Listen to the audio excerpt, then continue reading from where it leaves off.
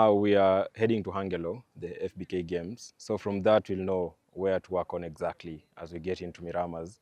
But 0 to 30 has been a problem. There's a model that I've been taught, but I was a bit scared to try it. But I tried it in the trials and it worked. So meaning I'm adopting that model. So I'm hoping to see how I'm going to run in that model when we're under pressure. Yeah. Still a solo operator in the 100 meters, and pressure always comes with being alone. But of late, I've seen the way you handle issues is quite different from what you've been doing. What has changed in the approach to everything else in life, basically? Our sport humbles you. Everybody who is anybody in the sport has lost a race at some point. So with that, you really understand that it's not always about you winning, and it's about how humble you are. Just that. That's the biggest lesson that I've learned. And I understand there's pressure that's coming in, especially as we go into the Olympics, a lot of expectations.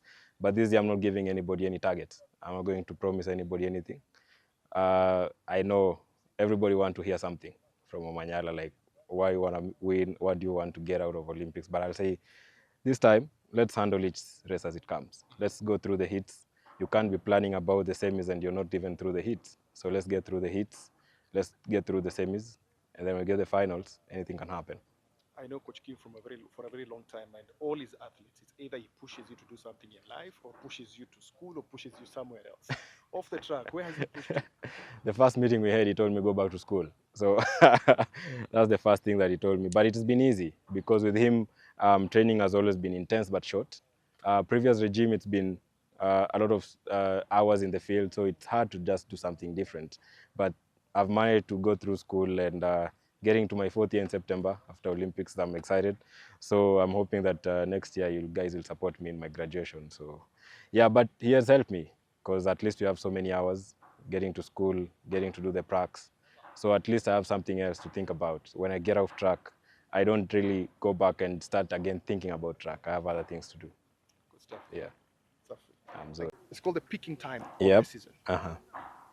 How do you summarize opening half of the season up to now? It's been more like learning because I haven't done this approach for like since I started.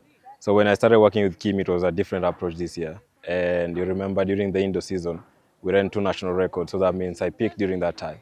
And we couldn't peak again during the mid-season and then peak again during the Olympics. So our bodies can't peak 3 times in a year. So we have to maintain it and now make sure that we peak when it matters. And I'm happy because now this year we got it right. Because the last 2 seasons has been about running fast in March and April. And then during the championship, you're struggling to run the times that you should be running during the time. So this year has been great. The tour in the US was a learning process again. Jamaica was nice. We could have run fast, but a bit of block slides in the starts and throwing you off.